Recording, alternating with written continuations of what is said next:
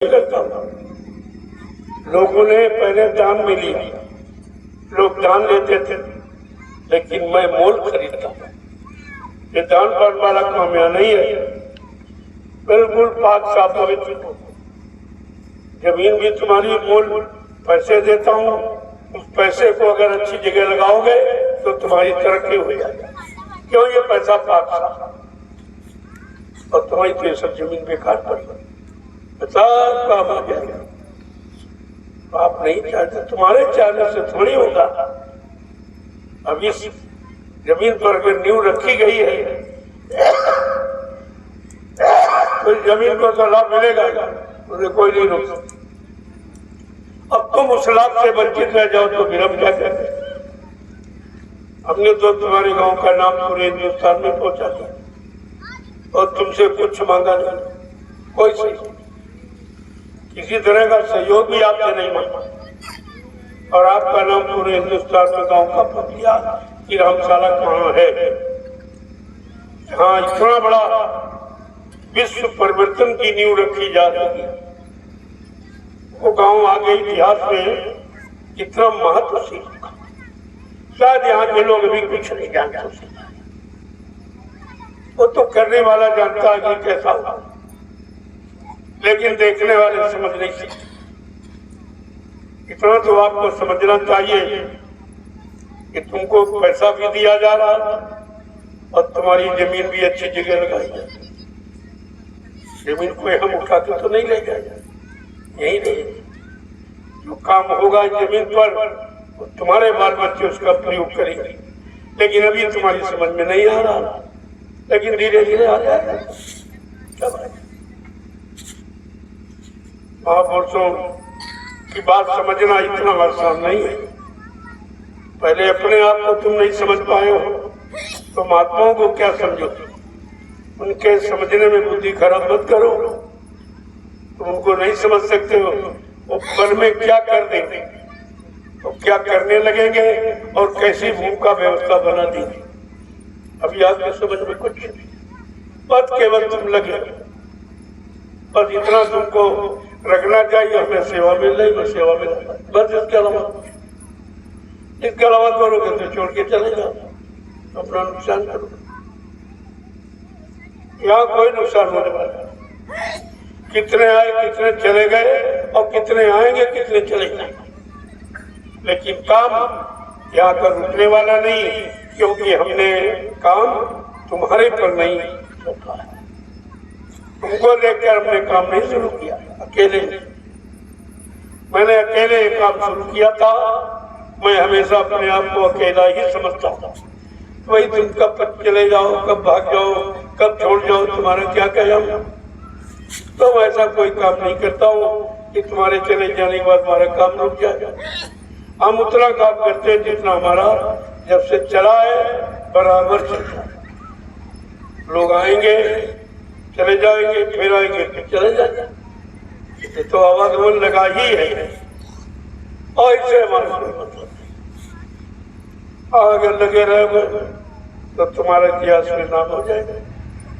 जो कलयुग का इतिहास बनने जा रहा है उसमें आपका नाम हो जाएगा, अगर लगे रहोगे सच्चाई ईमानदारी के साथ। जरा सा कोई स्वार्थ लोभ लचक लेके आए तो तुम ठीक नहीं थे, मेरा आता ही है, क्योंकि बहुत आए बड़े बड़े लोग आए, हम ये कर देंगे, वो कर देंगे। हमने कहा ये कहो, तुम जो कर सकते करो, कहो, क्योंकि तुम्हारा काम हो नहीं सकता, और बाद में तुम बदनाम होके और शर्मिंदा होके चले जाओगे। तुम्हारे द्वारा या कुछ नहीं, या जो लोग कह रहे हैं उनके द्वारा कुछ नहीं। इस बात को गलत में बांध लो, किसी के द्वारा कुछ नहीं होगा। जो भी होगा वो जय गुरुदेव नाम प्रभु के द्वारा। ये प्रभु का काम है, ये प्रभु की सत्ता है, वो सत्ताधारी प्रभु है। प्रभु अपनी मौज मर्जी से करेगा, बाकी इंसान के बस की बात नहीं। मैं तो बराबर कहता रहता हूं, लेकिन आपकी समझ में नहीं आ रहा। कोई कह रहा हमको शक्ति घोषित कर दो, हमको अवतार घोषित कर दो, हम सत्तू ले आएंगे, हम ये करें से भाई करो, हमसे मना करते थे। लेकिन हम कैसे कह दें? अगर हम कह दें तुम्हारा काम सिद्ध न हुआ तो क्या होगा?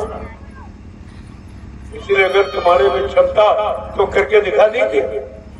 मैं तो कह रहा हूं जिसके अंदर कोई क्षमता हो, लेकिन सब हमारे इसमें मिलना चाहते हैं, क्योंकि करने की सामर्थ्य 10 आदमी भी किसी के पास है। तो यहाँ देख रहे करोड़ों लोग हैं। अभी तो मैंने कभी आवाहन नहीं किया था, मैं यहाँ कोई जगह नहीं, जितना जगह देख रहे हो सब आदमी छा जाए।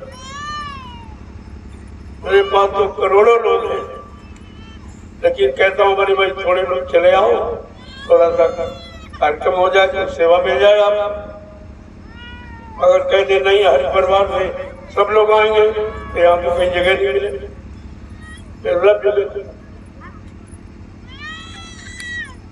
चाहता हूँ छोटे से गांव का नाम पूरे विश्व में पहुंचा। मैं तो ये चाहता हूँ, और तुमसे कोई सहयोग नहीं मांगता। जो ले रहा हूँ पैसे दे के ले रहा हूँ, किसी के एक ही जमीन में काट नहीं तो मेरे पास बहुत तरीके ऐसा नहीं मैं,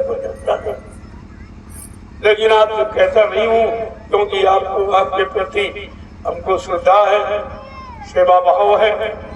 देखा आपने कल एक यात्रा निकाली, जिन गांव में कभी नहीं गया मैं, वहाँ लोगों की इच्छा थी वहाँ चला गया करता और उनको प्रसाद दे के आया। क्या हिंदुस्तान में कोई प्रसाद बांट रहा? अरे ये भी छोटी बात है, समझ लो कि आज हिंदुस्तान में कोई प्रसाद बांट रहा है और दरवाजे दरवाजे और घर घर लोगों को बुला कर दे रहा, ऐसा कोई हिंदुस्तान में नजर आ रहा? फिर भी तुम्हारी बुद्धि नहीं काम कर रही। जो सबको प्रसाद दे सकता है वो सबको क्या नहीं दे सकता, लेकिन लेने वाले तो बनो तुम। हम तो देने के लिए आए, हम बांटने के लिए बांट रहे हैं, लेकिन तुम इस तरह खाली रह जाओगे, बाद में आपको चिंता होगी कि हम नहीं ले पाए। मैं तो कोई भेदभाव नहीं रखता था, इसलिए अभी सुनिए, आप सुनाया है, धीरे धीरे ये सब विचार तुम्हारे अंदर प्रवेश करते हैं। ऐसा परिवर्तन होगा कि दुनिया देखती रहेगी। जो लोगों के दिमाग में नहीं है, कोई राजा प्रजा नहीं समझ सकता, वो तो सब अपनी मस्ती में मस्त है। इनको मालूम नहीं ये मस्ती तुम्हारी हस्ती को मिटाने वाली है। एक दिन मिट जाओगे, जीवन समाप्त हो जाएगा, चले जाओगे नरकों में, कितने हजार वर्षों तक पड़े रहोगे, कोई बचाने वाला नहीं होगा। इसका तो इनको होश ही नहीं है, ये जानकारी किसी के पास, और मैं बराबर जानकारी दे रहा हूँ। भाई समझ लो कर लो। मैंने कहा भाई देश की स्थिति बढ़िया नहीं है, थोड़ा चुनाव डाल दो। जब परिवार की स्थिति कोई बिगड़ जाती है तो बड़े बड़े काम लोग रोक लेते हैं कि भाई इंशाल्लाह नहीं पर साल शादी ब्याह करेंगे। अभी मेरे पास मकान नहीं, ठीक ये नहीं वो नहीं, हमारी जब व्यवस्था हो जाएगी तो चल लेंगे। मैंने यही तो कहा भाई स्थिति ठीक नहीं है, इतना कर्जा है देश पर, वो तो अदा हुआ नहीं, भाई चुनाव हुआ तो कर्जा और बढ़ जाएगा, और तुम्हारे पास देने का कोई साधन नहीं है, देने की कोई व्यवस्था नहीं है। इतने धंधे बड़े बड़े मिल फैक्ट्री सब बंद पड़े हैं, तो तुम कहाँ से चुकाओगे, कहाँ से दोगे? तो इनकी बात समझ में नहीं आ रही। पर चुनाव इनके सिर पर एक भूत सवार हो गया चुनाव का। तो ये चुनाव का भूत एकदम मटिया पेट कर देता, बहुत खराब। मैं तो बराबर प्रार्थना ही करता था कि नहीं भाई थोड़ा टाल दो, समय अच्छा नहीं है ना राजा के लिए प्रजा के लिए, इसलिए थोड़ा इसको टाल दो, अच्छा रहेगा। और नहीं भाई तुम जरूर, तुम्हारा काम, तुम्हारा देश है और तुम देश के राजा हो, और हमको तुम्हारी महात्माओं का कर्तव्य हमेशा रहा कि अपने राजा को मुसीबत से बचाओ।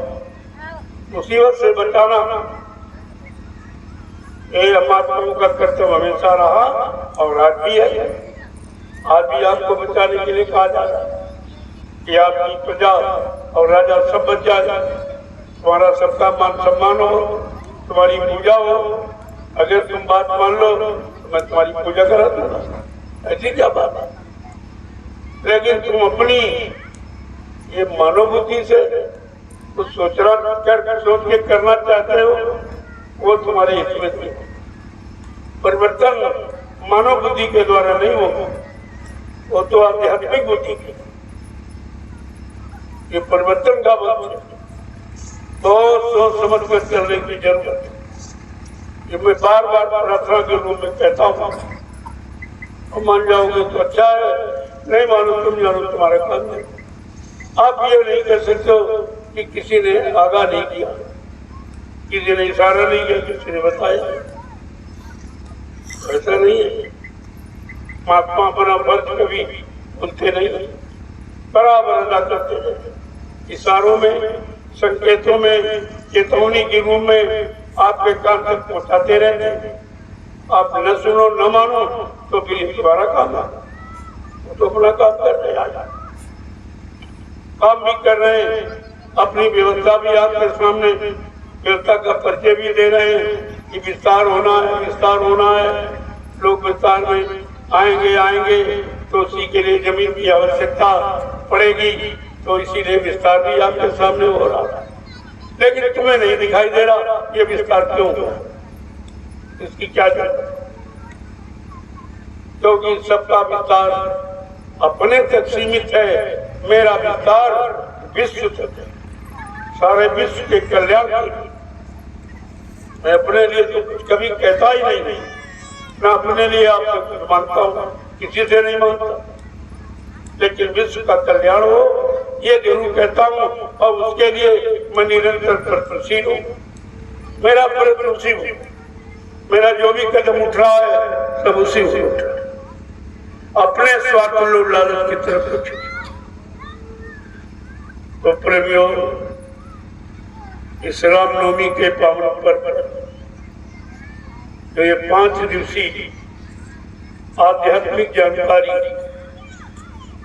का जो समय रखा गया है उसका लाभ आप लोग लें, और साथ साथ में परमात्मा की सेवा। ये दोनों काम एक साथ कहीं नहीं, कोई करा ही नहीं सकता, क्योंकि परमार्थी शब्द की जानकारी किसी को ही नहीं, परमार्थ का रास्ता किसी को नहीं पता।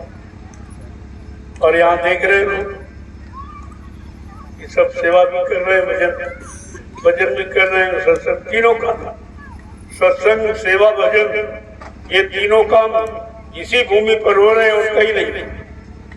ये नैमिषारण्य की पावन पवित्र भूमि पर ये तीनों काम जो कलयुग में अत्यंत आवश्यक है, सत्संग सुनो और सेवा करो और भजन करो, केवल कलयुग में ये 3 सूत्री का कर्म है। इस भूमि पर सब भजन भी कर रहे हो, सेवा भी कर रहे हो और सत्संग भी। आपके तो तीनों काम आ रहे हैं, आपको तो चिंता करनी नहीं चाहिए, तुम्हें तो कोई रोक ही नहीं सकता। अगर इन तीनों कामों की महिमा को आप लोग जान गए, समझ गए, तो तुम्हें कोई रोक नहीं सकता, और तुम्हारे सामने कोई टिक भी नहीं सकता।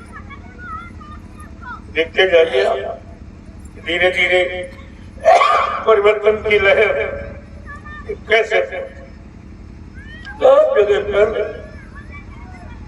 और लोग जान रहे हैं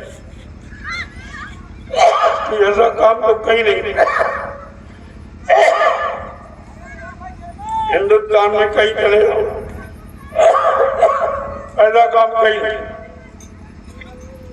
ये सत्संगी हो रहा हो, लोग सेवा भी कर रहे हो और भजन भी कर रहे हो, और अपने ही खर्चे से। यहाँ कोई तेल नहीं, मैंने डीजल पेट्रोल नहीं बांटा, ना कोई रुपया पैसा बांटा। हाँ, दया इनको जरूर दी, उसी दया से आते जाते हैं, और दया तुम देख नहीं सकते, ये दिखाई नहीं देती, लेकिन आते जाते हैं। अपनी कारी कमाई खर्च एकाग्र हो गया। सेवा करते सेवा देते, जो सेवा देते उसी से जमीन खरीदी जाती और सेवा करते उसे जमीन तैयार हो। फिर तो आप ही के द्वारा तो कुछ नहीं करता, मैं सिर्फ इशारा करता हूँ, बाकी करते फिरते। मैं तो बुढ़ा हूँ, कुछ कर नहीं सकता, लेकिन रास्ता आपको जरूर बता सकता, जो कोई नहीं बताएगा वो बता। किसी की जानकारी में है ही नहीं, वो रास्ता आपके सामने और लोग देख रहे हैं, समझ रहे हैं, बड़े आश्चर्यचकित ये सब कैसे हो रहा। हमें यही जो दया है जिसको तुम देख नहीं पा रहे, समझ नहीं पा रहे हो, तुम्हारे सामने हो रहा, फिर भी तुम नहीं समझ पा रहे हो कैसे हो। इसे कहते हैं दया।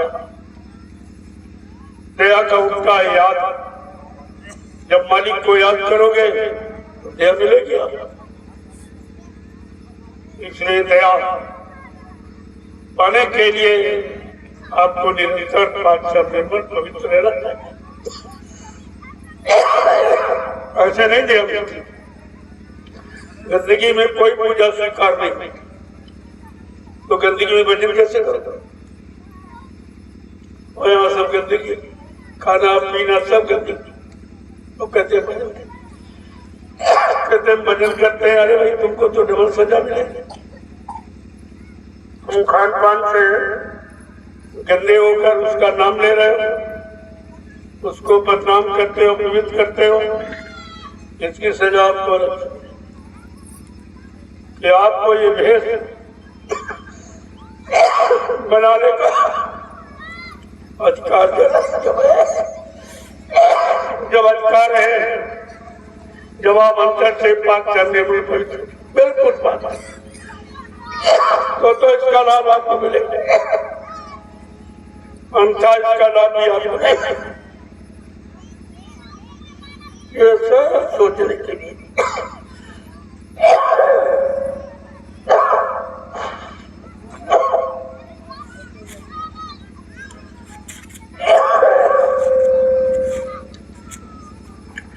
जय गुरुदेव, जय गुरुदेव, जय गुरुदेव, जय गुरुदेव नाम किसका, जय गुरुदेव नाम किसका, जय गुरुदेव नाम किसका, प्रभु का प्यारा नाम। बहुत सारा हिंदुस्तान विश्व के बाहर के देश जय गुरुदेव नाम से सब होता, सबको जानना है। और ये रोज का संदेश, रोज की सेवा, सब बराबर जा रहे हैं। सब आपको देख रहे हैं कि कितने लोग हैं जो रात में सेवा करते हैं। आज का मानो तो दिन में सेवा नहीं करता, दिन में कोई काम नहीं करता, काम करने की शक्ति और क्षमता समाप्त हो गई और रात में सेवा करता। तो तुम्हारी परमात्मा की सेवा को देख सारा विश्व जगत हो, ऐसा नहीं कि लोग देख नहीं सकता और देख भी रहे हैं और विचार नहीं कर, लेकिन विचार करेंगे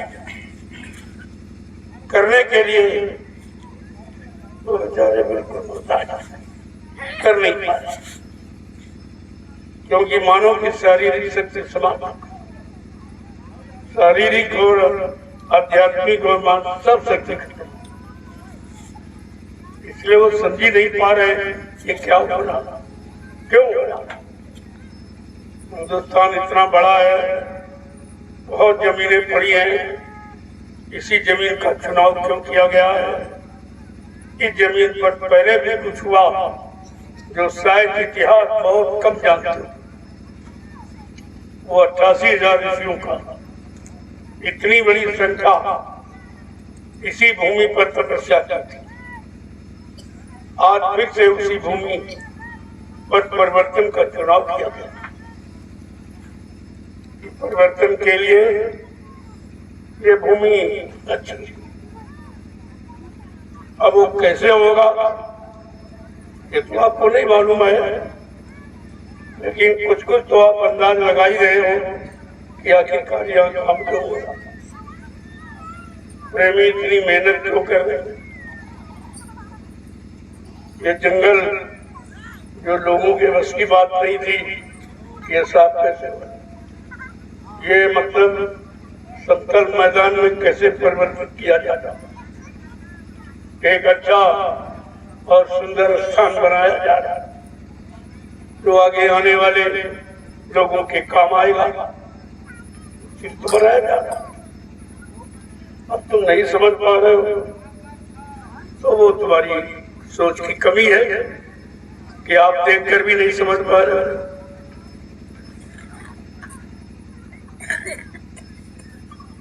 लोग देख के समझ जाते हैं, लोग इशारा भी समझ जाते हैं, लेकिन तुम्हारी समझ में कुछ भी नहीं आ रहा कि आखिरकार ये क्यों हो रहा। ये जमीन को देख कर लोग डरते थे, ये तो बहुत मुश्किल है, यहाँ कुछ नहीं होगा, और वहीं पर आपको करके दिखाया जा रहा। और ऐसा नहीं आपको पैसा देख के ले रहा हूं, ऐसे नहीं अनाधिकार कर दिया, नहीं पैसा का पैसा ले लो, उससे अपने बच्चों की व्यवस्था कुछ बना लो, और मैं जमीन आपकी एक धार्मिक कार्य स्थान में लगा दूंगा जो तुम्हारा इतिहास में नाम हो जाएगा। जिसने जिसने जमीन दी है सब, ऐसा नहीं है जमीन के पैसे दे रहा हूं और नाम तुम्हारा रख सकता।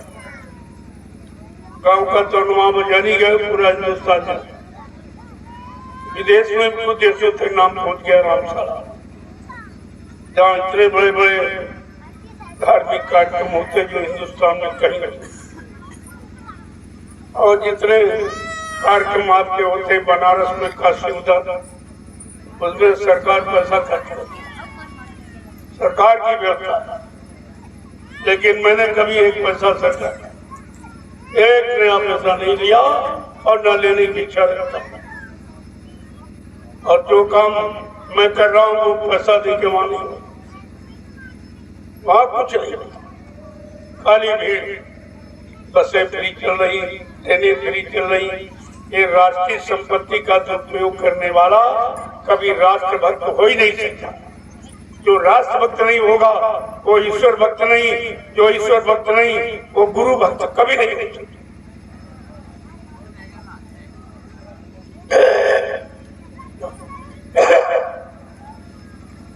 देखो कुछ प्रेमी गेहूं की सेवा में चले जाते, अपने आश्रम का गेहूं कट रहा है, आप वो चले जाओ, सेवा कर लो, संदेश वहां भी जा रहा, आप सेवा कर लो।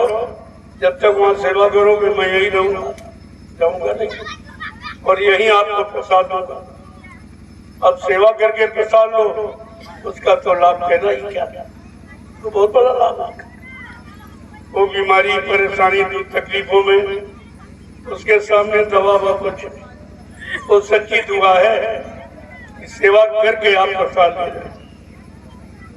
तो प्रेमी कुछ उठो, चले जाओ आश्रम के पास वाले खेत में गेहूं कटा, जरा कटाई करवा लो, क्योंकि आपको भंडारे में रोटी पानी, वो किसी और के लिए नहीं है, वो प्रेमियों के लिए ही है। अभी आप गुरुकुलों में कई लाख लोग आ जाओ, तब तो रोटी की जरूरत पड़ेगी, तो उसी की तैयारी हो रही है। तो कुछ लोग रोज चलो उठिए जल्दी जाओ, काम करा दीजिए। आप प्रेमी लगे हैं, वो थक गए, थोड़ा उनका सहयोग कर दो और तुमको सेवा का लाभ मिल जाए। सेवा का लाभ समझा करिएगा, सत्संग तो वहां भी सुनाई दे रहे, और सत्संग केवल सेवा की तरफ प्रेरणा दे रहा, सेवा ही तो मुख्य है, लेकिन सेवा के लिए तुम्हारा मन कैसे तैयार होगा, कैसे चलोगे लगोगे, उसके लिए ये सत्संग जरूरी हो जाता। नहीं जो लाभ सेवा का वो किसी का न भजन का न सत्संग। तो भजन तुम्हारे वश का है नहीं, अरे तो सेवा कर लो। अगर सेवा का लाभ भजन के बराबर हो जाए तो इससे सरल हो जाए, तो बहुत सरल है और आपको कर लेना चाहिए। बाद में आप पछताओगे, सेवा तो हो जाएगी, फिर लोग आए हुए। मैं तो चाहता हूँ सबको मिल जाए, थोड़ी थोड़ी सेवा सभी लोग किया करो। तो शरीर से पसीना निकालो तो बीमारी निकल जाए, ये सेवा इसीलिए रखना। शरीर से पसीना निकलेगा, मिट्टी की सेवा। जब तुम दिन भर मिट्टी ढोते हो तो 10 किलोमीटर चलते हो। डॉक्टर कहता है 1 किलोमीटर चलो तो बीमारी कम हो जाएगी, तो 10 किलोमीटर रोज चलते हो, तुम्हारे अंदर बीमारी कैसे रह जाएगी? बात तो समझनी चाहिए। मैं तमाम बीमारी जैसे जोड़ों के दर्द है, कमर का दर्द है, तरह तरह की ये बीमारियां सब इसी से समाप्त। ये दिन भर चलते हैं पैदल, इतना पसीना निकलता है, एकदम खून साफ हो जाता, सब गंदगी खत्म हो जाती, बीमारी अपने आप अलग। और जो सेवा की उसका लाभ अलग। ये तो करने से बीमारी चली गई, और जो सेवा आपने की और ये सेवा का प्रयोग आगे आने वाले प्रेमी जन करेंगे, वो तो लाभ आपको अलग से मिलेंगे। सब चीजों का ध्यान रखा जाएगा, यहाँ सबको समावेश किया जाता है। और तब आपके लिए ये मतलब निचोड़ आपको बताया जाता कि करोगे तो ये हो जाएगा। तो धीरे धीरे प्रेमी आते रहेंगे, सेवा करते रहेंगे।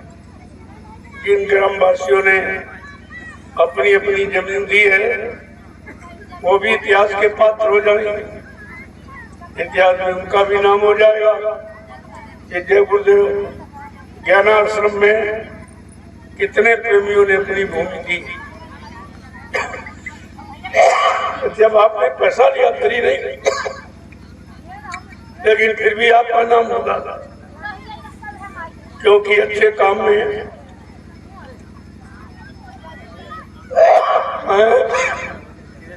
पैसा लेके जमीन लगाई गया और चाहे कोई ऐसे दे दे, लेकिन मैं तो ऐसे लेता था, मैं पैसा देके ही लेता, इसलिए कि तुम्हारे बच्चों की व्यवस्था न बिगड़े। पैसा ले लो, कई बच्चों के लिए अच्छी जमीन ले लो, तो 4 दाने तुम्हारे पैदा होने लगे तो जंगल में कुछ नहीं होना।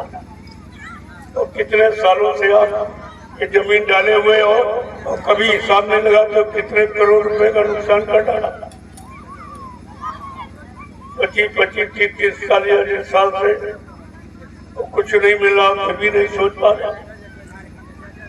अगर ये जमीन बेच के बैंक में भी डाल देते तब 8 साल में दूना हो जाता, लेकिन आप सोच ही नहीं पाते कि तुम्हारी एक अच्छे काम में भी लग रही है और जो अच्छा सच्चा 5 साल पैसा मिलेगा, उससे आपकी तरक्की हो जाएगी, बरकत भी आपको मिल जाएगी। मैं तो दोनों तरफ का लाभ आपको देना चाहता हूँ। ले लीजिए तो अच्छी बात है, नहीं लो तो आपकी मर्जी। मैं तो अर्जी प्रार्थना ही कर सकता। जय गुरुदेव। लोगों प्रेमियों ने बहुत इनकी मेहनत सराहनी। सब लोग इस बात की चर्चा करते हैं सारे हिंदुस्तान में कि अगर परिश्रम देखना है तो आप नैमिषारण्य चले जाए, जहाँ बाबा जी ने परमार्थी सेवा का लाभ लोगों को बताया और रात में भी उस सेवा करते। सर्दियों में 12-12 बजे तक मैं बैठा रहा, ये मिट्टी ढोते लोग देखे हैरत रह गए, इतनी भीषण सर्दी कोहरे में ये मिट्टी ढो रहे हैं और ये कभी थकान नहीं महसूस करते। वहीं बैठा करता रहता था। मैं जब कहता भाई बंद कर दो, कहते नहीं अभी 1 घंटा और करेगा। इतनी मेहनत सतगुरु धाम जो तैयार हुआ है विसारण में, वो इनकी कठिन मेहनत बहुत मेहनत, और ऐसा बन गया लोग ताजुब करते। और जब से मैंने आश्रम बना दिया, वो जमीन की तरक्की बहुत हुई। अब सबको लाभ मिलेगा जाएगा। तो महात्मा जो काम करते हैं सबके हित करते हैं। परमार्थ के कारण साधु धरा शरीर, वो परमार्थ समाधि धर्म ही थी, मानव तन धारण करते। उनका एक ही काम है कि सबको लाभ मिले, सबको कल्याण मिले, सबको लाभ मिले, सबको शांति मिले। उनका दूसरा कोई काम नहीं है। अब उनके काम को तुम न समझ पाओ तो आपकी वो कमी है, आप समझी नहीं पा रहे। मैं देखता हूँ लोग दान देते महात्मा, मैं बोल खरीदता हूँ। यही अंतर आप देख लीजिए। और ऐसी जमीन जिसको कोई नहीं ले रहा, सबसे खराब। और आप तक ये कुछ कर नहीं पाए, जंगल बना दिया। मैं उसी जंगल में मंगल ये और देखने किया। तो जमीन का भी सौभाग्य है कि बेचारी जंगल के रूप में पड़ी थी, कोई कुछ करने वाला था ही नहीं। आज समय आ गया, वो जमीन का भी परिवर्तन हो। एक स्वच्छ, एक सही, एक ये धर्मस्थल था। ये धर्मस्थल में आपकी जमीन लगी और उसका शुद्ध प्रसाद देता था। हमारे यहाँ कोई शराबी कबाबी का फैसला नहीं, कोई नंबर 2 की कमाई कर। जो प्रेमी हमारे यहाँ 1 रुपया 2 रुपया 10 50 100 रुपए देते, वही पैसा मैं आपको देता। कहा कि इससे आपकी तरक्की, आपको बरकत मिलेगी और आपका हम सहयोग भी मान लेंगे कि आपने धार्मिक काम में अपनी जमीन का सहयोग किया। पैसा लेके कौन सहयोग मांगता है, लेकिन मैं मानता हूँ, मैं ये भी कहता हूँ कि आप दान भी कर लो, पैसा भी, ऐसा कोई नहीं कहेगा कि दान भी कर लो जमीन का और पैसा भी।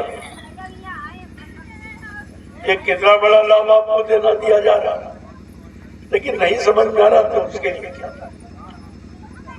और तुम्हारे सामने सब हो रहा देंगे, ये जमीन पाक साहब निर्मल हो जाएगी, कुछ न कुछ काम इस पर होगा, वो तुम्हारी आल औलाद का प्रयोग करेगी, उसका लाभ उठाएगी।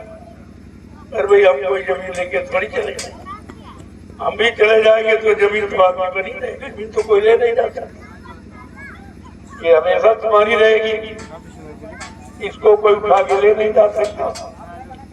लेकिन ये काम तुम किसी काम में लगा नहीं पाए और ये अच्छे काम में लग जाएगा, इतना अंतर हो जाएगा। आपकी जमीन को एक अच्छे संपूर्ण मानव हित में ये आपकी जमीन लगा, और सबको आप देख लो कितने लोग आते हैं, लाखों लोग आ रहे हैं। उनकी भोजन व्यवस्था, उनके रहने की व्यवस्था, जहाँ पर जंगली जानवरों की सिवा कुछ नहीं था, वहाँ ये भक्त बैठकर भगवान का भजन करते। ये कितने सौभाग्य का समय देखिए आप, ये भगवान का भजन करते बैठे सुबह 1 घंटा, शाम को 1 घंटा, जब ये काम कोई नहीं करता था।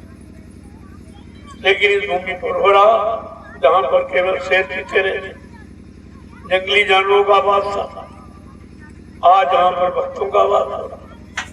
ये परिवर्तन नहीं तो क्या? अरे परिवर्तन इसी से तो आपने समझ में आएगा। जब यहाँ जंगल में आवास बन गया, आवासीय व्यवस्था में परिवर्तित हो गया जंगल, तो क्या नहीं हो सकता। धीरे धीरे परिवर्तन की भूमिका आपको समझ में आने लगेगी। तो इसलिए आपको हमेशा सहयोग की भावना रखनी। मैं तो आपका सम्मान ही करता हूँ, मैं किसी का अपमान नहीं करता। और इतना सम्मान कोई नहीं कर सकता कि दरवाजे दरवाजे घर घर और गांव गांव जाके उनको प्रसाद दे रहा हूँ कि भाई आगे का समय खराब, ये प्रसाद ले लो, ये प्रसाद तुम्हारी मदद करेगा। ऐसा कोई नहीं करता, ये कोई महात्मा ये काम नहीं करता। मैं सारे हिंदुस्तान की बात कर रहा हूँ, किसी वजह धर्म का ये काम लेने वाले तो बहुत है, लेकिन देने वाला कोई नहीं है।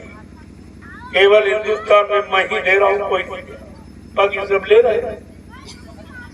सेवा दो, सामान दो, पैसा दो, मान दो, ये दो, वो दो, लेकिन यहाँ धोती दो, रोटी दो, लंगोटी दो, दाल दक्षिणा, ये सब, लेकिन यहाँ ये कुछ क्या ये मैं सुरूढ़वादी व्यवस्था को नहीं मानता और लोगों को बहकाने भरवाने, उनके जीवन का मूल समय खराब करना, इसलिए मैं इसको बिल्कुल, मैं एक सही सच्चे रास्ते की जानकारी दे रहा हूँ और रास्ता आपके लिए बना रहा हूँ कि तुमको जीवन में सच्ची सुख शांति मिले, तुम्हारा जीवन बीमारियों से अलग हो जाए, दुर्घटनाओं से बच जाए। मैं तो ऐसी व्यवस्था का सूत्रपात कर रहा हूँ। अब आप न समझ पाओ तो बात है, सब काम आपके सामने हो रहा है, कितना हो गया, कितना हो रहा। अब ये जरूर है तुम्हारा सौभाग्य कि आपके गांव की जमीन ये धर्मस्थल मिल गई। इतना बड़ा धर्मस्थल बन रहा, इसमें सारा हिंदुस्तान समा जाएगा। आपको ये सब विचार करना चाहिए और तुम कहीं चले जाओ हिंदुस्तान में, ये काम कोई नहीं करता, ये काम तो आपको तो सोचना चाहिए। मेरे रामनवमी के पावन पर्व पर आज कलयुग का अध्यात्म क्या कह रहा है, ये कलयुग का धर्म क्या कह रहा है, कलयुग की मानवता इंसानियत कहाँ छिपी है, कैसे आएगी, दया और धर्म लोगों में दीनता कैसे आएगी। मैं तो जानकारी आपको बराबर देता हूँ, जो कहीं नहीं मिले और कोई नहीं बता रहा वो, और इसमें किसी से कुछ नहीं चाह रहा, कोई इच्छा नहीं रख रहा। इतने गांव में बसे हुए आपके अब कोई नहीं कर सकता कि मेरे गांव बाबा जी भीख मांगने आए या धोती रोटी लंगोटी मांगी या कोई दान दक्षिणा हमसे मांगा, कोई नहीं। पूरे हिंदुस्तान में कोई नहीं, क्योंकि मैंने काम किया, जो भी काम किया है प्रेमियों की श्रद्धा सेवा भाव से, उन पर किसी तरह का कोई मांग नहीं, क्योंकि हमको कोई चीज की जरूरत नहीं। मैं क्या करूं, जब जितनी जमीन आपकी है वो मैंने अपने नाम नहीं करवाया, सब समिति, मैंने एक समिति का निर्माण किया है, जय गुरुदेव आध्यात्मिक वैचारिक प्रचार समिति, उसका रजिस्ट्रेशन करा पूरे भारत, राष्ट्रीय स्तर का रजिस्ट्रेशन हो गया है दिल्ली से, और पूरे हिंदुस्तान में मैं कहीं कुछ भी कार्यक्रम कर सकता हूँ, इसके लिए मुझे पूरी छूट है। फिर भी मैं शासन प्रशासन से के अनुकूल कार्य करता हूँ, उनको सूचना देगी कि मैं यह संदेश देने जा रहा हूँ, ये भारत की जनता के लाभ और सुख शांति के लिए कृपया आप आमंत्रित करना, आप भी आइए। आता तो खैर कोई नहीं है, लेकिन मैं अपना फर्ज पूरा करूँ। उनके आने न आने से हमारा कोई काम न रुकने वाला न बढ़ने वाला, लेकिन इसलिए कि तुम ये न कहो कि बाबा जी कोई मनमानी करते, कोई किसी नियम का पालन नहीं करते, तो मेरे जैसा पालन करने वाला कोई है ही नहीं। बगैर परमिशन में कोई कार्यक्रम करता ही नहीं, जबकि अन्य लोग कोई परमिशन नहीं, परमिशन हमको नहीं लेना चाहिए। जो हमारा धार्मिक देश है और धार्मिक सत्ता है, और धार्मिक सत्ता में मैं विश्व धर्म की चर्चा करता हूँ, उसके लिए परमिशन की क्या जरूरत, लेकिन फिर भी लेता हूँ। कहीं कहीं नहीं भी देते कर्मचारी अधिकारी, तो ये तो उनकी अपनी बात है, वो उसकी सजा पाएगी कि धार्मिक देश में धर्म के लिए परमिशन, वो उसकी सजा पाएगी। हमें उसकी जरूरत, लेकिन मैं बराबर सबको निमंत्रण ग्रामवासियों को भी देता हूँ। ग्रामवासी आए ना आए वो जिनकी इच्छा पर है, लेकिन ये भोजन जो भंडारे का ये दवा से भरपूर, निरंतर इसका प्रयोग करके बड़ी बड़ी लाइलाज बीमारियां खत्म हो जाती, वैसे नहीं हो रहा। लेकिन तुम्हारी समझ में कब आए कैसे आए? और मैं जिसका कोई पैसा नहीं, न रहने का, न बिजली पानी का, न रोटी का, न दवा का, न शादी ब्याह का कोई दहेज, न मुंडन संस्कार, या कोई संस्कार, नामकरण संस्कार, या किसी का कोई पैसा। ये हमारी वैचारिक प्रचार समिति निःशुल्क सेवा आज हिंदुस्तान में कर रही है, बाकी कोई नहीं कर रहा। ऐसा नहीं है। अभी रामनवमी के पावन पर्व पर 3-4 शादियां हैं। एक तो आज शादी होगी जो पंजाब से हुआ है, और एक होगी 19 तारीख को, 2 शादियां होगी 17 तारीख। ये बिना दहेज की शादी कैसे समस्याओं का समाधान हो रहा नहीं। सरकार तो कहती रह गई, मैं मतलब करके दिखा रहा हूँ कि देख लीजिए ये है बिना दहेज, कोई दहेज। और दहेज से ज्यादा लोग स्वेच्छा से देते। अरे भाई उनकी लड़की की शादी है, किसी ने धोती दी, किसी ने बर्तन दे दिया, किसी ने और कोई सामान, धीरे उसके पास उतना ही पहुंच गया जितना लोग मांगते थे। आप देखिए 17 तारीख को नैमिषारण्य में चलिए भव्य, बहुत भव्य, तो किसी से कुछ नहीं मांगा, सोचा था। और ये लोग कहते रह गए सरकार दहेज रहे, कुछ नहीं, कोई नहीं, कुछ जो कहा है वो सब उत्तरपत्र कुछ नहीं। और यहाँ सब करके दिखाया जा रहा है। जो रोटी बेटी की बात कही वो भी केवल मैंने हिंदुस्तान में करके दिखाया है कि गांव निमंत्रण, उनकी भोजन की व्यवस्था, उनकी कुंवारी बेटियों को बरकत देना, प्रसाद देना, और उससे कुछ नहीं। हिंदुस्तान में कोई कर ही नहीं सकता, और आपके सामने करके दिखाया। फिर भी तुम्हारी बुद्धि में नहीं आ रहा था क्या हो रहा है। जो काम शासन प्रशासन नहीं कर पा रहा, केवल कह के रह गया, आज बाबा जी उस सब आपके सामने निःशुल्क करके, जिसका कोई पैसा नहीं। और यही आपको चाहिए, तुम्हारे चाहिए वाला काम तो यहाँ हो रहा, और तुम उधर भागे चले जा रहे, जहाँ चंदा नोट वोट के सिवा कुछ। चंदा जो नोट दो, वोट दो, महंगाई दो, गरीबी, बेरोजगारी सहो, टैक्स दो, ये इसके अलावा कुछ। यहाँ तो आपसे कुछ नहीं मांगा जा रहा, न कोई महंगाई, न कोई टैक्स, न किसी तरह की सुविधा आपको मांगी जा रही है, और आपको सब करके दिया, सब निःशुल्क आ रहा। कोई आ जाए, सबका भोजन, रहने की व्यवस्था, पानी की व्यवस्था, बिजली की व्यवस्था, बीमार हो गए दवा की व्यवस्था, ये सब तो और क्या चाहिए, ये सब हो रहा है। ऐसा नहीं है, सब हो रहा है, और तुम नहीं उसका लाभ ले, तुम उसके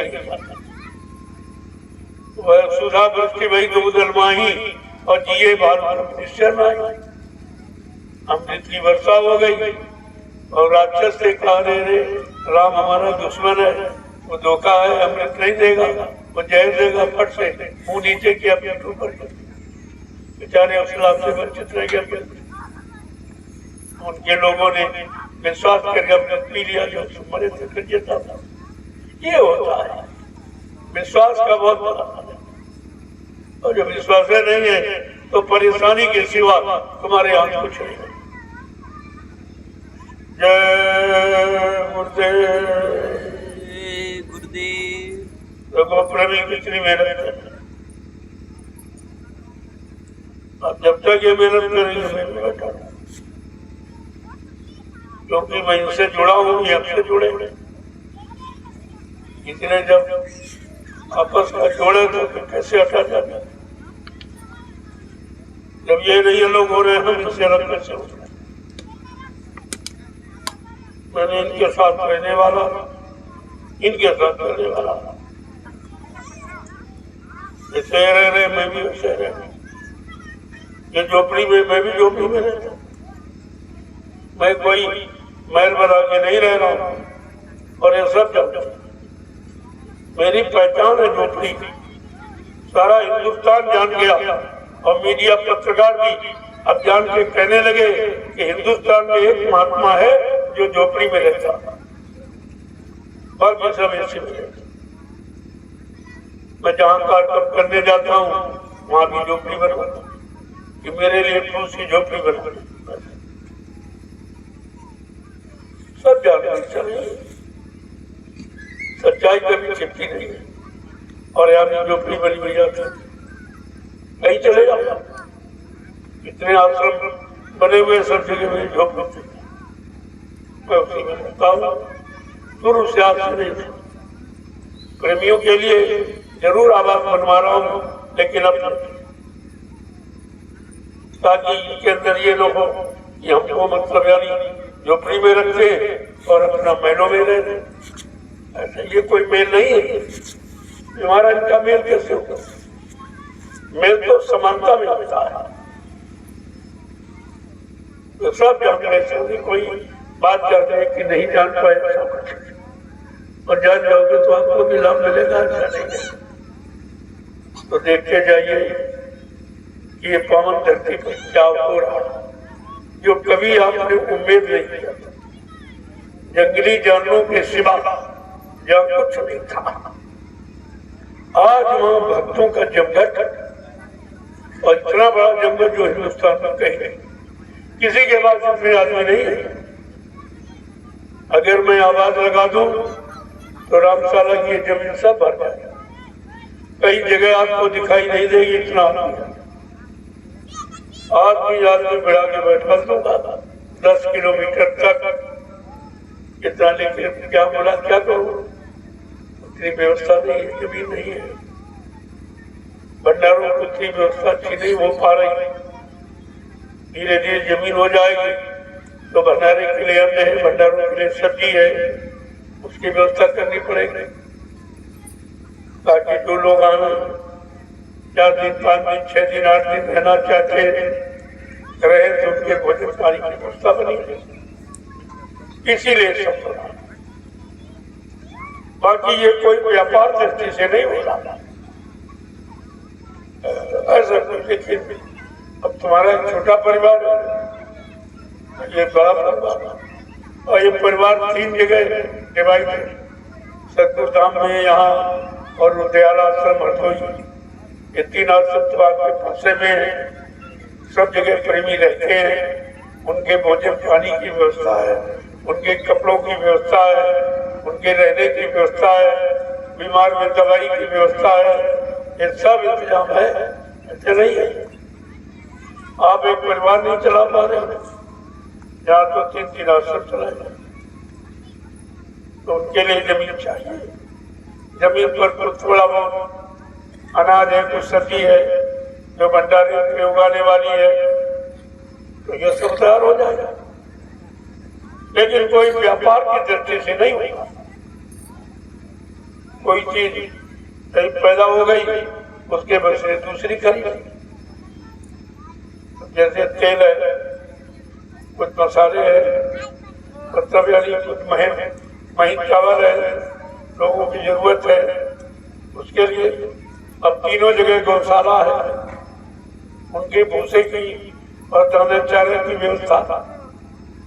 तो छोटी मोटी नहीं व्यवस्था, लेकिन सब प्रेमियों की सेवा से चल रही। यही सब चलाने वाले हैं, और इनके लिए ही चलाई जाती। मैं अपने लिए कुछ नहीं करता, सब इन्हीं प्रेम कि भाई इनको कोई तकलीफ ना हो, रहने के लिए जमीन हो जाए, सत्संग सुनने के लिए जमीन बन जाए, भंडारा कहाँ चलाएंगे, दिशा मैदान कहाँ जाएंगे, नहाने धोने, तो ये सब अपनी व्यवस्था में हो जाए तो आपको कोई तकलीफ नहीं होगी। मैं ये सब सोचकर ये सब व्यवस्था आपके लिए बना रहा हूँ कि जितनी जल्दी आप बनाने बन जाएगी। तुम इतने लोग हो, व्यवस्था बनाने में दे दे। जब बहुत कम लोग थे तब मैंने व्यवस्था बनाया, अब तो बहुत लोग, तो करोड़ों लोग हो, कई वजह तो सब क्योंकि जनबल सबसे बड़ा बल है। आज हिंदुस्तान में इतना बड़ा जनबल किसी के पास है, इतना बड़ा मेरे पास किसी के पास नहीं है, न राजनीतिक नेता पार्टी के पास और न किसी धार्मिक संस्था का। ये छोटा मोटा नहीं है, ये सबसे बड़ी जनशक्ति है जो सब कुछ करने को तैयार है। आप देखते हो, मैं कहता हूं तो बैठ जाते हो, कहते खड़े हो जाते हो। एक आवाज पर ये लाखों लोग बैठ जाए, खड़े हो जाए, ये छोटी बात है। ये प्रधानमंत्री मुख्यमंत्री भी नहीं कर सकता जो काम आपके पास। जब ये एक आवाज पर बैठे खड़े हो जाते तो इनसे जो भी कह दिया जाए सबका डालेंगे, लेकिन ऐसा कोई काम किया गया जो जनहितार्थ, जन के हित में काम करने का संकल्प लिया गया है, वो किसी को सताने में या मतलब नहीं परेशान करने में नहीं। ये बात हमेशा महात्मा कभी कोई ऐसा काम करते ही नहीं और तुम उनको न समझ पाओ, उनकी नीति को, उनकी भूमिका को, वो बात अलग है। वो कोई काम ऐसा करते ही नहीं। तो कहते हैं परमारथ के कारण साधु तरह शरीर और साधु से हुए न कार्य हानि। साधु महात्माओं से कभी किसी के काम की हानि नहीं होती। अब अज्ञानता में, अनभिज्ञता में कुछ न समझ पाओ तो बात है। जय गुरुदेव, जय गुरुदेव, जय गुरुदेव। नाम किसका? प्रभु का प्यारा नाम। कोई गांव में एक चोर रहता था, चोरी करता था। जब वो बुढ़ा हुआ तो उसके दिल में बात आई कि हमने तो कोई अच्छा काम जीवन में किया नहीं। तो कहा हो न हो तो ने गांव में कुआं बनवा दिया। तो गांव के बाहर उसने कुआं बनवा दिया, जो लोग आएंगे पानी पिएंगे, चलो हमारा कुछ पुण्य हो जाएगा, हमने तो कभी जीवन में अच्छा काम किया नहीं। उसी रास्ते से एक बार एक महात्मा जी निकले। महात्मा जी ने कुआं देखा तो अपने झोले से लोटा डोर निकाली और कुएं से पानी खींच कर बैठ कर पानी पिया, प्यास लगी। फिर चलने लगे। जब उनका थोड़ी दूर गए तो उनके अंदर में ये आया कि कुएं पर तो बाल्टी लोटा रखा है, उन्होंने उसको झोली में डाला। कमाए देखो चोरी कमा। तो लौट आए और वो लोटा उठाया, चोरी हो जाता। थोड़ी दूर चले, जब बाथरूम करे तो जो पानी पिया था कुएं का वो जब निकल गया तब उनके मन पर भाव आया, मेरे अंदर, मैं महात्मा मेरे अंदर चोरी भाव कैसे बनूंगी। मैं इस लोटा डोर को वहां से उठा के ले आया, लोग इसमें पानी पीते थे, मैंने बहुत गलत काम किया, मेरे अंदर चोरी का भाव हो गया। तो फिर लौट आए और उसी गांव में गए, लोगों से पूछा कि भाई वो कुआं किसने बनवाया है। तो कहा हमारे गांव में एक चोर था, वो चोरी करता रहता था सारे जीवन। बुढ़ापे में उसने सोचा मैंने कभी अच्छा काम नहीं किया, वो न हो, चलो एक गांव के बाद कुआं बनवा दी।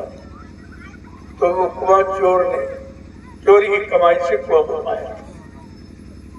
महात्मा जी ने कहा बस यही बात है, वो चोर की चोरी की कमाई से कुआं बना, उसका पानी मैंने पी लिया तो उनमें अंदर चोरी की भावना पैदा। इतना बड़ा प्रभाव कि गलत कमाई का होता है। और आज इस पर किसी का विचार नहीं, इतना गलत कर रहे, जैसे कर ले, ये मंत्र ले ले, उसका छीन ले, तरह तरह से, क्योंकि उनके अंदर कोई ऐसा अच्छा भाव नहीं रहा है। परेशानी का कारण ये है कि तुमने दूसरे को परेशान किया और परेशान करके उसको दुख दिया, तकलीफ दिया, तो आज तुमको भी दुख तकलीफ मिलना, बिना किए का नहीं मिलता।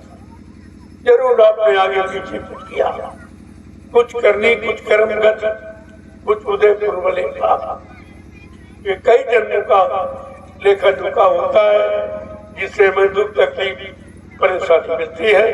ये सोचना चाहिए हमारे किसी जन्म का कोई अशुभ कर्म सामने आ गया है, इसलिए ये मुसीबत आ गई, चलो हो न हो निकल जाएगी। ये भी सुख सदा रहता नहीं तो दुख का भी अंत।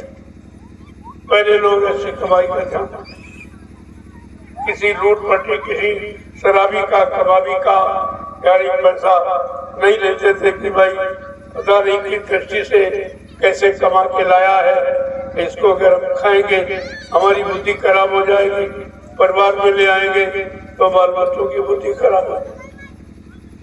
तो धीरे धीरे धीरे आज पूरा समाज बदल गया, क्योंकि सोच खत्म हो गई, अच्छी सच्ची सुख कर्म की सोच खत्म, कोई बचाना ही नहीं था। और गंदा कुछ समझते ही नहीं, कहते सब अच्छा है, जो उनके मन को अच्छा लगा सब अच्छा। अरे सब अच्छा तो भी खराब था, ये कैसे कह दिया जाए सब अच्छा था तो भी खराब था। तो आज ये व्यवस्था बिगड़ने का कारण यही है कि अच्छाई सच्चाई और बुराई को हम समझ ही नहीं पा रहे, और समझकर हम उसको बुरा मान रहे, अच्छा मानकर हम उसे अपना नहीं कर रहे हैं, तो आज ये दुख का कारण बन गया। अब आज जन जन परेशान, गरीब भी परेशान, अमीर भी परेशान। चलो गरीबी के कारण परेशान, अमीर क्यों परेशान? अमीर गरीब से बड़ा परेशान क्योंकि व्यवस्था खराब, और डरता कहीं मेरे यहाँ चोरी न हो जाना, कहीं डकैती न पड़ जाए, कहीं कोई मेरा कत्ल न कर दे, कहीं अपहरण न कर दे। अमीर तो उससे ज्यादा पड़ता, अमीर को दिन की रोटी और रात की नींद आराम। ऐसा समय आ गया जहाँ दोनों वर्ग परेशान है, गरीब और अमीर, और दोनों वर्गों से समाज का निर्माण हो, और दोनों वर्ग परेशान और समाज में बचा था। आप विचार नहीं कर पा रहे, ये भी नहीं सोच पा रहे हो अरे भाई इसका कोई उपचार है कि नहीं है, हम सब लोग इससे कैसे बचे, कोई इस पर विचार ही नहीं, और सब उसी तरफ आगे चले। अन्याय है, अनीति है, यानी भ्रष्टता है, ऐसा मतलब यानी उसी की तरफ। अब गंदा खान पान की तरफ कोई विचार नहीं, कोई समझते नहीं कि महात्माओं ने कहा जैसा खाओ अन्न वैसा बने तन मन, जैसा पी वो पानी वैसी हो बेबानी। ये वो बात नहीं समझता कि जैसे कमाई खाएंगे वैसी हमारी मजबूती चित बने, और बाल बच्चों को जैसे कमाई कराओगे उनके विचार वैसे बनेंगे। तो तुम तो एक दो पीढ़ियां खराब कर रहे हो, तुम तो खराब कर ही रहे, और तुम जो गंदी कमाई लाओगे तो तुम्हारे बाल बच्चे खराब होंगे। अरे अपने बच्चों पर तो तरस खाओ, उनको क्यों खराब कर रहे हो, उनको मुसीबत में डालने के लिए गंदी कमाई क्यों खिला रहे हो? अपने बच्चों पर तरस करो। जब तुमको अपने बच्चों से हमदर्दी नहीं तो देश समाज पर तुम हमदर्दी क्या करो? तो खत्म हो गई। सोचना पड़ेगा, आगे का समय आपको सोचने के लिए विवश, इतना खराब समय है, अभी तो आपको दिखाई नहीं दे रहा, लेकिन महात्मा सब जानते। उनकी जीवात्मा की दिव्या और कान खुले होते हैं, वो आगे पीछे सब देखे, भूत भविष्य वर्तमान को सब जानते। इसीलिए आने वाली मुसीबत को पहले बताने लगते। बड़ा खराब समय आ रहा, बड़ा खराब। लेकिन जब तुम महात्माओं की बात मानो तब तो, तुम सुनते नहीं, मानना तो बहुत हो रहा। अब इतना बड़ा संदेश हो रहा, इस गांव को कोई याद नहीं आया, कोई नहीं आया। ऐसा जैसे इनको जरूरत पड़ेगी, और विचारों को पता नहीं कि तुमको आगे सबसे ज्यादा जरूरत पड़ेगी, क्योंकि तुमने कोई अच्छा कर्म किया नहीं, ना अच्छा कर्म कोई आज भी कर रहे हो। तुम्हारे लिए तो मुसीबत आगे तैयार है खड़ी। उस समय कहाँ जाओगे आप, किससे कहोगे, कौन तुम्हारी सुनेगा?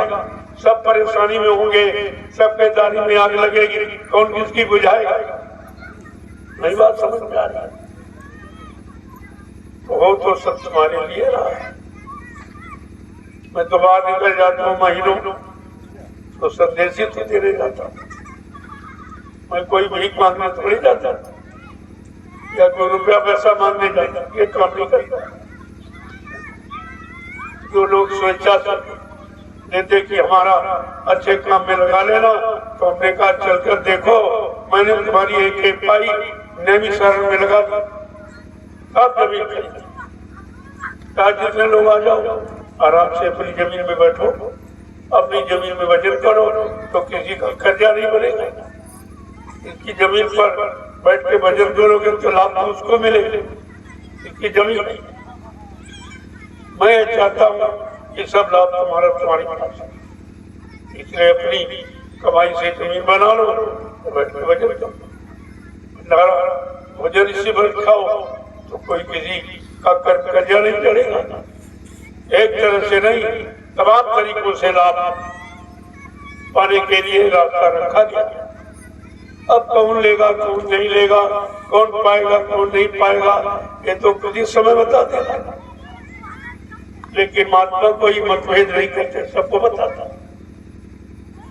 कि नहीं भाई, नहीं सुनते, नहीं कहते। अरे भाई, तुम नहीं सुनोगे, तुम पेड़ों को सुना दो। इन पेड़ों में भी जीवात्मा, जिनको तुम काट रहे हो, ये भी हत्या कर रहे हो, इसका भी कर्म करने आपको चुकाना पड़ेगा। ऐसे तुम भी पेड़ बनोगे, फिर वो तुमको काटेंगे। ये कर्म कर्जा कभी कोई माफ नहीं करता, तो आपको देना पड़ेगा। अब महात्मा माफ कराने के लिए आए, तो उनकी बात हमारी समझ में नहीं आई, कैसे माफ करेंगे? कौन सी युक्ति उनके पास, जिस युक्ति को लगाकर आपका ही कर्म कर्जा माफ करा। जय गुरुदेव, जय गुरुदेव, जय गुरुदेव, जय गुरुदेव। नाम किसका? प्रभु का। जय गुरुदेव। नाम किसका? प्रभु का। प्रभु का प्यारा नाम। जय गुरुदेव। जोर से बोलो जय गुरुदेव, सब मिल बोलो जय गुरुदेव। बोलना होगा जय गुरुदेव, अभी से बोलो जय गुरुदेव। दुख दर्द हरेंगे जय गुरुदेव, सब कष्ट मिटेंगे जय गुरुदेव, सुख शांति भी देंगे जय गुरुदेव। सबके दाता जय गुरुदेव, सबके मालिक जय गुरुदेव। प्रेम से बोले जय गुरुदेव। ये नाम नहीं इंसान का, ये नाम है प्रभु का। ये काम नहीं इंसान का, ये काम है प्रभु का। देखो, आप देख रहे हो, इंसानों का काम ही नहीं था, लेकिन भक्तों से कराया जाए। अगर इंसानों के बस का होता तो गांव वाले बड़ी बड़ी जमीन साफ कर लिए होते। किसी के बस का नहीं है ये जंगल साफ करना, किसी के बस का। ये काम कोई कर नहीं सकता, और देखो ये प्रेमी कर रहे। लेकिन ये भक्त इंसान तो ही, और इंसान कोई शक्ल नहीं होती जिसमें इंसानियत, जिसमें मानवता हो, वो इंसान कहलाता, मानव कहलाता। अब इनके अंदर ये भाव पैदा हुआ, देखने किया किस तरीके से, तो सब आपको दिखाया जा रहा है। इंसानों के बस का नहीं है, ये भक्तों के बस का जो कर रहे हैं, अब करके दिखा रहे हैं। और ऐसे लोग कहते भाई आपके पास इतने आदमी हैं, आप ही जगह को साफ करा सकते।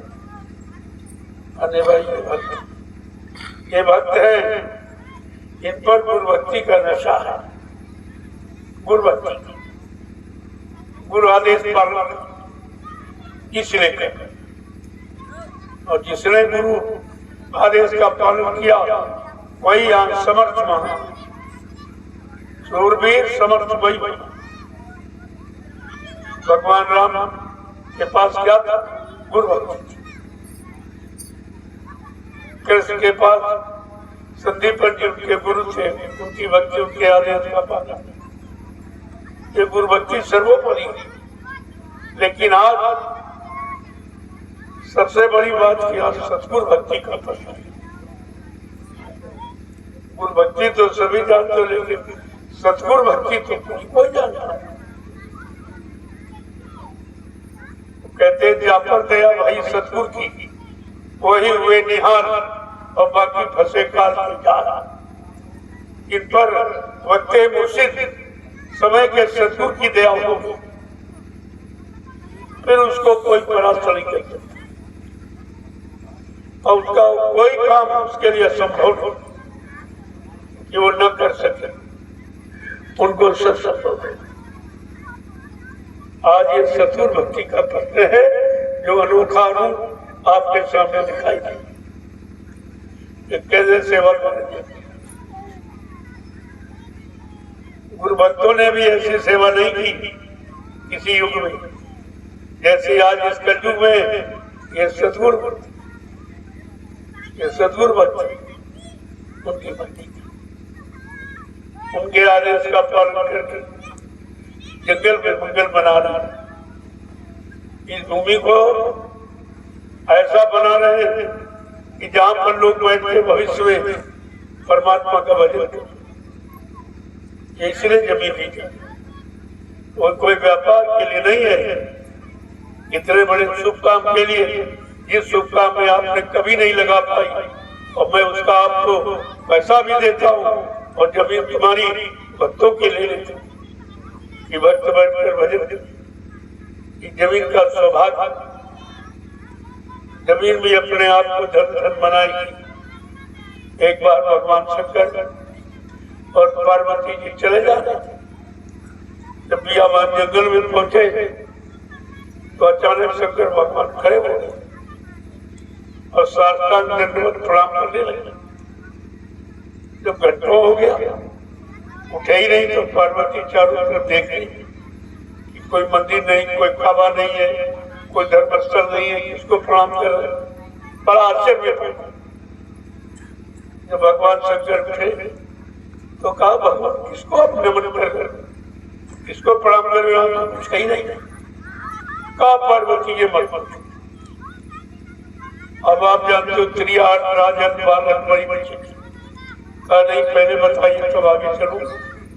ये रात बताइए क्या है?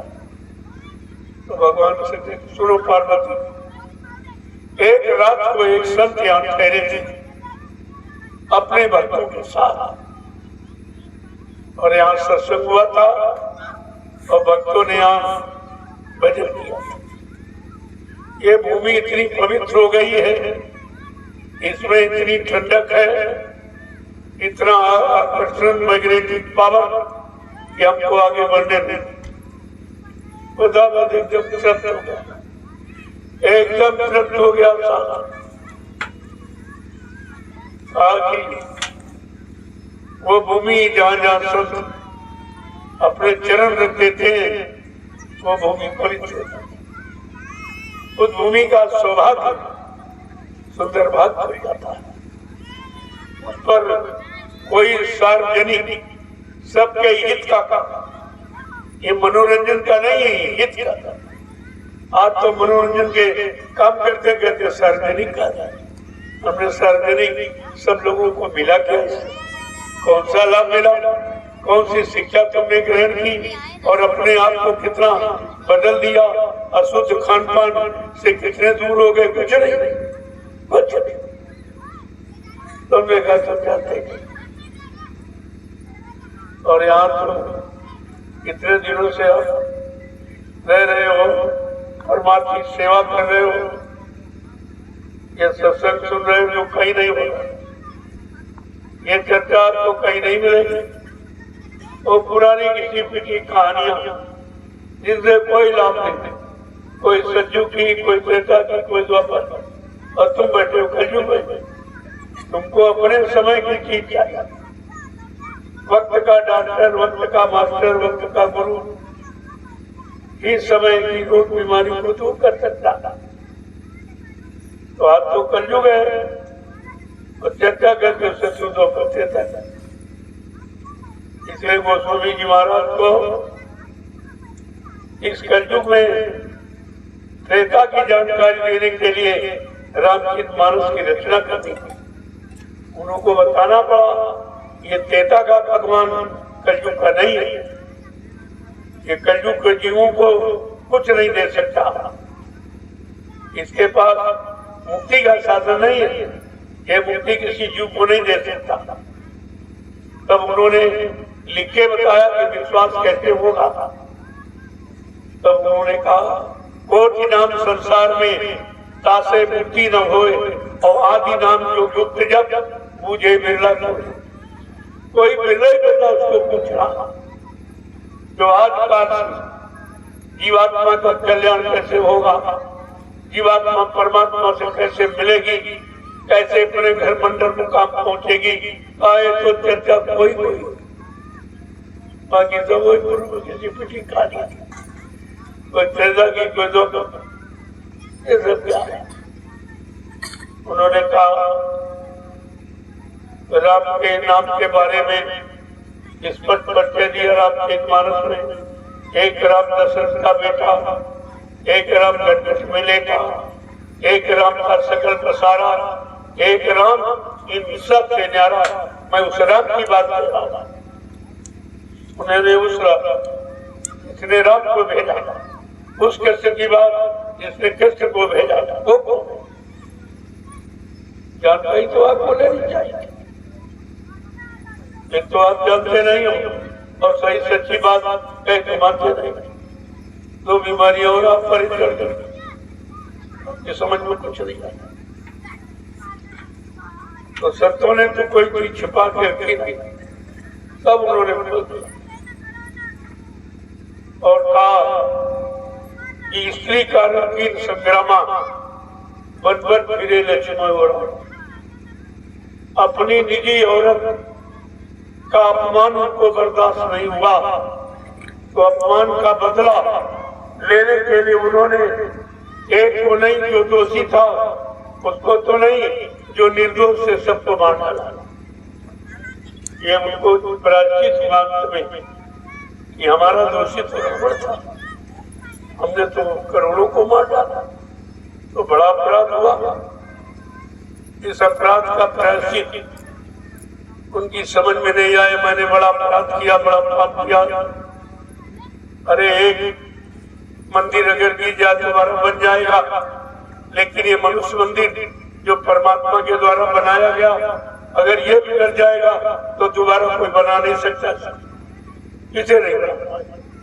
मैंने करोड़ों मनुष्य मंदिरों को बिगाड़ा, मैंने ज्यादा कोई अपराधी नहीं। ये प्रायश्चित उनके अंदर मैं उनको चैन नहीं लेने दे रहा था। अंततोगत्वा इसी प्रायश्चित को करने के लिए और सरजू नदी में डूब के मर गए, आत्महत्या की। ये तुम्हारे भगवान ने आत्महत्या की, आत्महत्या। जिसके पास अपने पाप कर्मों का समाधान नहीं था, तुम्हारे पाप कर्मों को कैसे मारता? तो तुम्हें खुद ही विचार करना चाहिए, लेकिन ना तुम जानते हो ना मानते हो।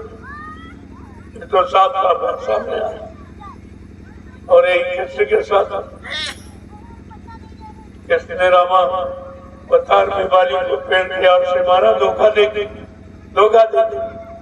और वही बदला बहलिया वो बन गया, उसने बाण मार की हत्या कर तो भी बन गया। ये तो साधारण मनुष्य थे, हत्या हुई उसमें कौन भगवान की बात लागू करते? भगवान तुम्हारे भगवानों का वर्णन इस तरह हुआ। आज इस तरह सबका मारो, इसको गोली मार दो, उसको बम डाल दो, देश को बर्बाद, उसको बर्बाद, ये तो हो ही रहता। तुम्हारे भगवान में आज की घटना में क्या था? इसलिए तुमको ये भगवान चाहिए कि बचाने वाला दयाल भगवान चाहिए। तुमने आज तक निर्णय नहीं लिया कि काल भगवान तुम्हें चाहिए कि दयाल भगवान तुम्हें बचाने वाला, तुम्हारे पाप कर्मों में माफी दिलाने वाला भगवान चाहिए कि सजा देने वाला चाहिए? आज तक अभी तक तुम निर्णय नहीं ले पाए, क्योंकि तुम संतों की शरण में जाते थे। तुम संतों की शरण में ये सच्चाई का ज्ञान, सच्चाई की जानकारी, जो मानव कर्मों का परिणाम, वो जानकारी आपको उनके दरबार में मिलेगी, बाकी जानकारी कहीं नहीं। जय गुरुदेव। जय गुरुदेव। अब आप लोग काफी समय से मेहनत कर रहे हो, अब उसका दया का प्रसाद करते आपकी थकावट दूर। इतना आपने परिश्रम किया है, अभी मैं आपको महाप्रसाद दूंगा, थकावट अपने अभी तो आपको समझ में आएगा भाई अच्छा क्या इन्होंने कभी मिट्टी ढोई थी। ऐसे ऐसे परिवार के लोग धनी मानी जो तुमको खरीद लेंगे, लेकिन यहाँ मिट्टी ढो रहे क्या? उनके अंदर कोई गरूर, कोई गुमान घमंड नहीं। सेवा सेवा है और सेवा कर रहे हैं। तुम ये मत समझो कोई मजदूर है, बड़े बड़े कर्मचारी अधिकारी है, लेकिन इनके अंदर सेवा भाव जगह अपने किए कर्मों का प्रायश्चित हुआ कि मैंने बड़ा गलत किया, नहीं समझ पाया, चलो हो लो संतों के शरण में चलकर अपने पाप कर्मों की माफी करा, तो आ गए और सेवा में बैठे। जय गुरुदेव। अब आप लोग प्रसाद देखो, जहां पर सेवा चलेगी वहीं सत्संग होगा, जहाँ सेवा चलेगी वहीं फर्श। ये रेडीमेड है, लगा दीजिए बस वही संदेश सामने। दिन भर लोग सेवा करते हैं, थक जाते हैं, उनको आराम चाहिए, इसलिए मैंने शाम का समय रखा कि आप सेवा भी करते रहो, सत्संग भी। तुम्हारे किसी काम में बाधा न तुम्हारी सेवा रुके और न सत्संग, दोनों चीजें आप होंगे। इसलिए दोहरा लाभ है कि सत्संग का सुनते रहो, सेवा करो, तुम्हारा मन इधर उधर। जब वचन काल में जाएंगे तो मन की बात दौड़ खत्म हो। शरीर से, इंद्रियों से आप सेवा कर रहे हो और मन सत्संग के वचनों को सुन रहा, ये दोनों का काम हो रहा। गुरु को लाभ में ला, पहले बात को समझो, तो जहाँ कहीं सेवा चलेगी सत्संग वहीं। इस बात का बराबर ध्यान दें। अब तुम हमेशा तैयार रहा करो, पता मैं कब क्या कह दूं, कहाँ ले चलूंगा, अब कोई जानकारी पहले नहीं दूंगा। अब देखूंगा इतने 10-11 सालों में आपने क्या सीखा, उसकी भी परीक्षा जरूरी। तुमने कुछ सीखा कि नहीं, अब इसके बारे में जानकारी नहीं, मैं तुरंत बताऊंगा कि फला जगह सब देते हैं। तो आप जहाँ सेवा रखिए वही सत्संग, प्रेमी सेवा भी करें और सत्संग सुने। इनको 2-4 दिन की छुट्टी मिली है, बड़े मुश्किल से बेचारे आए हैं, तो इनका सत्संग भी न छूटे और सेवा भी न छूटे। ये दोनों का ध्यान रखकर ये व्यवस्था आपके लिए रखी, उसकी जरूरत है। जय गुरुदेव। जय गुरुदेव। देखो जिन लोगों को अपने बाल बच्चों की शादी ब्याह करा, चाहे सदगुरु दान है, तो 17 तारीख को तो रामनवमी है। रामनवमी के पावन पर्व पर मैं सदगुरु धाम रात में पहुंचूंगा इसी संदेश के बाद, और वहां से समय देखूंगा, वैसा करूंगा। आ भी सकता हूँ, रुक भी सकता, तमाम है। तो बाकी जो संबंध होने हैं आप यही करो ज्ञान, ताकि यहाँ पर आपको आशीर्वाद मिल सके, सत्संग वचन सुन सके, सेवा करके वो भी लाभ प्राप्त कर सके। बाद में तो प्रसाद में आपको दे ही नहीं पाता, लेकिन ये लाभ भी आपको इसमें बाकी शादियां आज तो एक माह है, रात में होगी। कह दिया वधू को या ले आओ, मैं इनको प्रसाद दे दूंगा, उनका दर्शन कर दूंगा। दर्शन का प्रसाद दोनों लाभ आपको मिल जाएगा। बाकी दो और शादियां हैं, एक तो सदगुरु धाम में भी, दो यहाँ तो यही भी, 4 शादी। और ये हर कार्यक्रम में 2-4 शादी, कई भी कार्यक्रम में बाहर करता हूँ, वहां भी 2-4 शादियां होती हैं। ऐसा नहीं है, मैं ये करके दिखा रहा हूँ। सरकार कहती है बिना दहेज, बिना दहेज, बिना दहेज, आज तक कहीं कुछ नहीं, और मैं करके दिखा रहा हूँ। देखिए बिना दहेज शादी, और बड़े प्रेम से, ये भी नहीं बड़े प्रेम प्यार ऊपर से, और पूरी मतलब यानी ये व्यवस्था के साथ बाकायदे उसका फॉर्म भरा जाता, संरक्षक के हस्ताक्षर होते हैं, और वो सरकार के पास से रिकॉर्ड हमारी समिति पहुंचाती रहती है कि हमारी जय गुरुदेव आध्यात्मिक वैचारिक प्रचार समिति तमाम तरह की जन सेवाएं निःशुल्क करती, जिसका कोई पैसा नहीं, इसे बराबर देते हैं। और यही एक हमारी समस्या शादी में, ये पैसा नहीं है, शादी में कैसे, तो उसका मैंने निराकरण निकाल दिया। तो आश्रम में करिए बिना दहेज शादी, कोई पैसा, बल्कि आश्रम तमाम व्यवस्था कर देता खुद, ऐसा नहीं।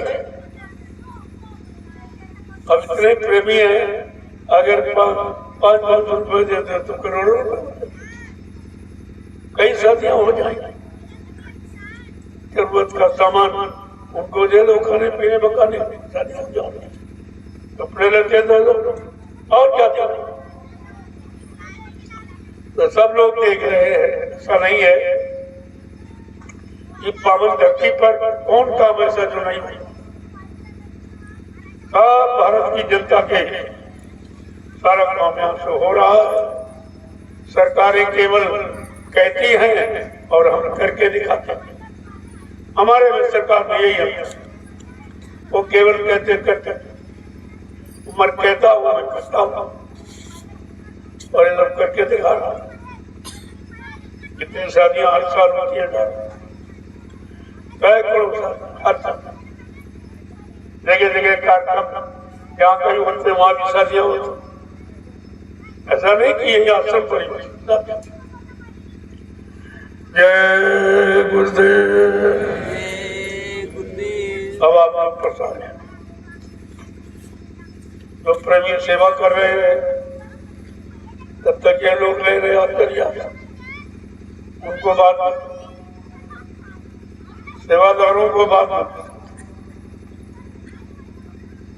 लोग जो सेवा कर रहे हैं उनकी सेवा का कुछ स्पेशल प्रसाद, वो दया का अलग, और तुम बैठे बैठे खाली सुन रहे उसका अलग, तो पूरा थोड़ी लाभ तुम्हें मिलेगा, पूरा लाभ वो उधर देखे, वो लाभ पाने के अधिकारी वो,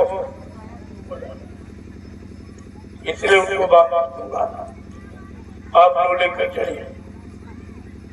चलो जी, आप खड़े हो जाओ, प्रसाद जो सेवा कर रहे हैं वो सेवा करते रहे। ये भीड़ खत्म हो जाए, मैं आपको बुलाऊंगा, तब आना बुलाऊंगा, फिर आपको जय